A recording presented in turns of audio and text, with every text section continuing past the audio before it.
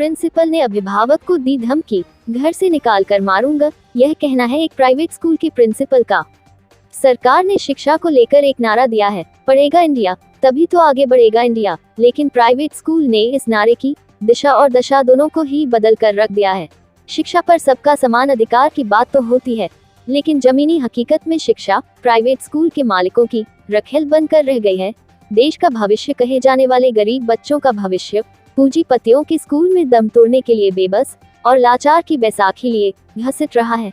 ताज़ा मामला private school का है, जहां पर एक गरीब परिवार का अभिभावक अपने 2 बच्चों की शिक्षा को लेकर उज्जवल भविष्य की कामना लिए किड्स केयर स्कूल में यह सोचकर दाखिल किया था कि उनके बच्चों का भविष्य आगे चलकर उज्जवल बनेगा, लेकिन स्कूल का लालची और भ्रष्ट सिस्टम उन गरीब माँ बाप की भावनाओं से खेलते हुए बच्चों को शिक्षित करने की जगह फीस जमा न कर पाने के कारण उनके जीवन में रोशनी की जगह अंधकार से भर दिया। बात यही खत्म हो जाती तो बात और थी।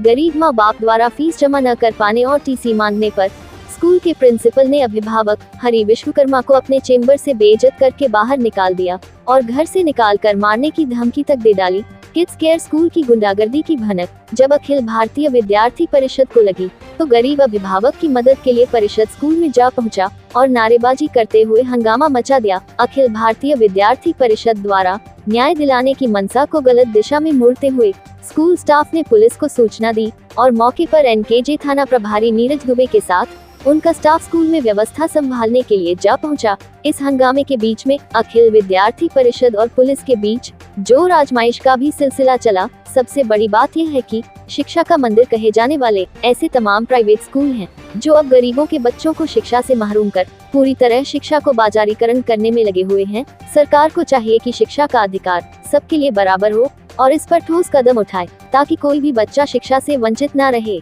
लेते हैं और शुल्क जमा कर लेते हैं और टीसी के लिए जो बस हर बार मेरे को अवैध फीस का ब्यौरा दे के और मेरे को यहाँ से धक्के मार के निकाल देते हैं। इस बार फिर मैं 10 तारीख को आता हूँ कि सर बच्चे का अब 15 तारीख लास्ट डेट है नामांकन का, मेरे को टीसी दे दीजिए ताकि मैं बच्चे का शासकीय विद्यालय में एडमिशन करा सकूँ। तो ये मेरे से 200 रुपये टीसी शुल्क लेते हुए और बोलते हैं कि 13 तारीख को आना, और 13 तारीख को जब मैं आता हूँ हम और हमारी मैडम, तो ये जो 13 तारीख को हमको टीसी ना दे करके और उसमें 9वीं और 10वीं की फीस मांगते हुए और छोटे वाले बच्चे की और की फीस लेते हुए 20,550 रुपये मेरे को अवैध बिल बना के देते हैं। मेरे बात करने पर कि सर मेरे बच्चे का जब आपने नामांकन नहीं किया प्रतिवर्ष गति वर्ष तो इसका फीस कैसे लगेगी आप ये बताइए। तो मेरे को बोलते हैं नहीं ये तो फीस आपको देनी पड़ेगी, चाहे तुम कलेक्टर के पास चले जाओ, चाहे एसपी के पास चले जाओ, चाहे जिला शिक्षा अधिकारी के पास चले जाओ।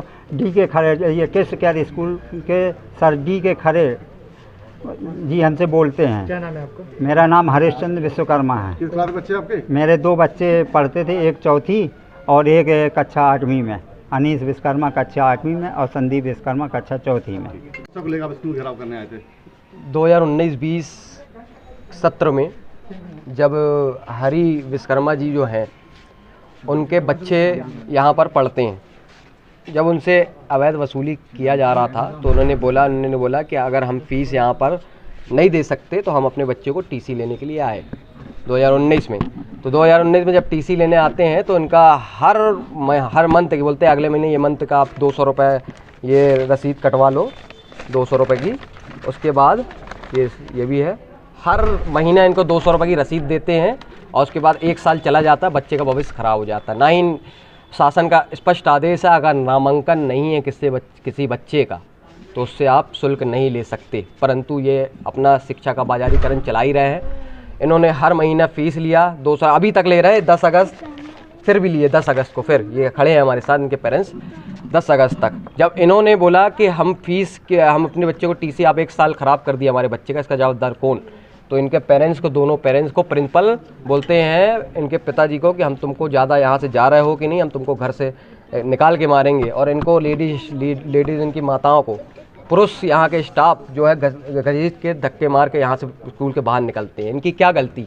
अगर ये आ रहे हैं अपने बच्चों की टीसी लेने या पूछ रहे हैं, प्रश्न पूछ रहे हैं किस लिए फ़ीस आप दे रहे हो, तो इनको क्या मानने का अधिकार प्रिंसिपल जी को है या यहाँ के चेयरपर्सन को है क्या?